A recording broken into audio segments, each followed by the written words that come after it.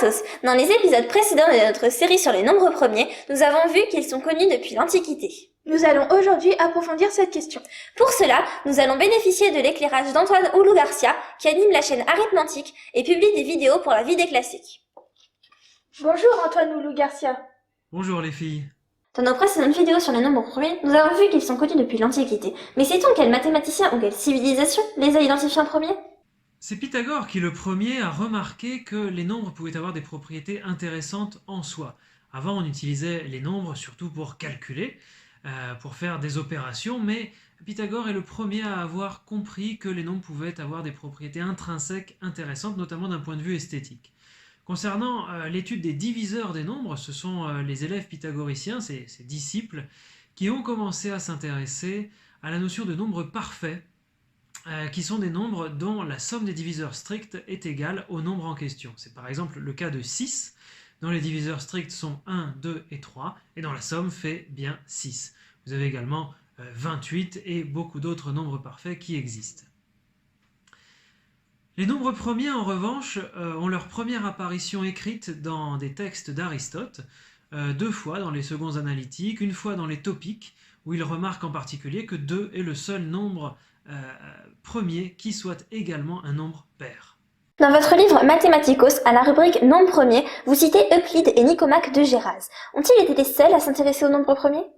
Effectivement, outre Euclide et Nicomaque de Géras, d'autres mathématiciens se sont intéressés aux nombres premiers. On a par exemple Ératosthène de Cyrène, qui est très célèbre pour avoir calculé le périmètre, la circonférence de la Terre, mais qui a également inventé le fameux crible d'Ératosthène, qui était une sorte de réglette en bois qui permettait d'éliminer les multiples de certains nombres, c'est-à-dire d'éliminer les nombres composés, comme par exemple 6, 9, 12, etc., qui sont les nombres composés de 3, et donc pour ne laisser apparaître que les nombres premiers.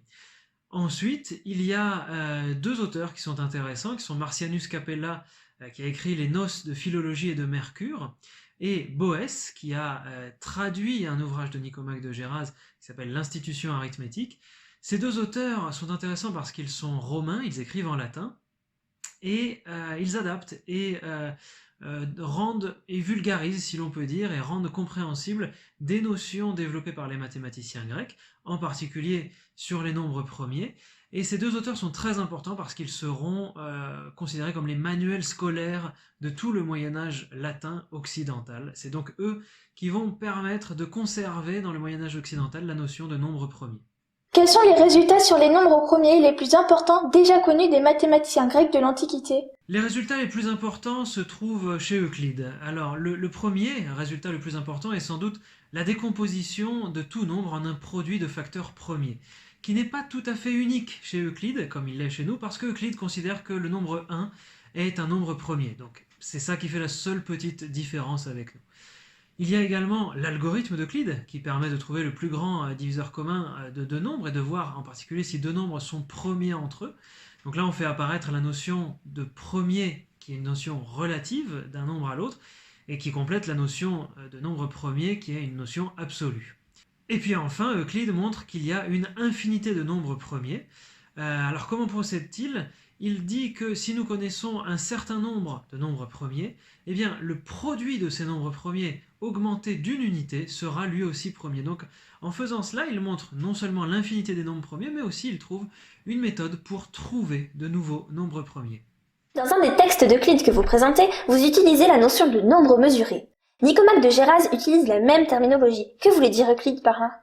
Un nombre est dit mesuré par un autre s'il est multiple de ce second nombre. Donc deux nombres commensurables sont des nombres dont le rapport est une fraction rationnelle.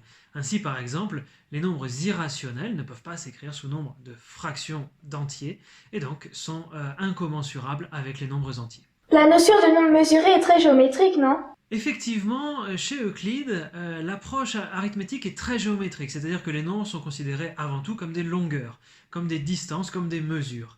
En revanche, chez tous les auteurs et tous les mathématiciens pythagoriciens, les nombres sont considérés véritablement comme des nombres, c'est-à-dire comme des entités parfaitement abstraites, que l'on peut représenter de façon géométrique, avec notamment les nombres triangulaires, les nombres carrés, les nombres pentagonaux, qu'on trouve par exemple chez Nicomaque de Géras. Et puis peu à peu, avec en particulier Diophante, l'arithmétique et donc la conception des nombres va peu à peu évoluer vers l'algèbre et donc vers la conception des variables et des paramètres. Pour les mathématiciens de l'Antiquité, les nombres premiers avaient-ils une symbolique particulière, comme fait l'avoir la tétractys pour les pythagoriciens? La symbolique la plus importante que l'on attribue dans l'Antiquité aux nombres premiers, c'est celle d'être la mère de tous les nombres. Tout cela à cause de la décomposition en facteurs premiers de n'importe quel nombre, qui donne cette idée que les nombres premiers peuvent engendrer l'ensemble de l'univers des nombres. C'est une chose que l'on retrouve chez Nicomaque de Géraz et chez Boès. C'est le symbole essentiel. Eh bien, merci pour toutes ces informations, monsieur Oulou Garcia, et à bientôt! Merci beaucoup à vous et à bientôt. Et à bientôt pour une nouvelle vidéo!